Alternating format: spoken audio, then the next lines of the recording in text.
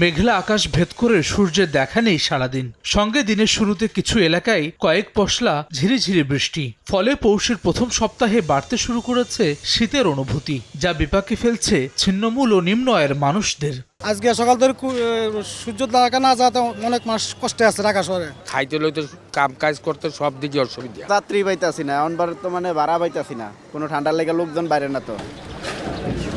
সাগরে নিম্নচাপের প্রভাবে গুড়ি গুড়ি বৃষ্টি ঝরেছে খুলনা, বরিশাল ও চট্টগ্রামের উপকূলীয় এলাকায়। এতে বাধাগ্রস্ত হয় প্রত্যন্ত এলাকার মানুষের স্বাভাবিক জীবনযাত্রা। বৃষ্টি পড়তে আছে, আবহাওয়া বর্তমানে খুবই একটা খারাপ।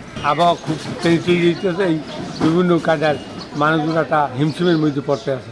আবহাওয়া অফিসের পূর্বাভাস, আগামীকালও ঝরবে ঝিরিঝিরি বৃষ্টি, এরপর আরও বাড়বে শীতের তীব্রতা।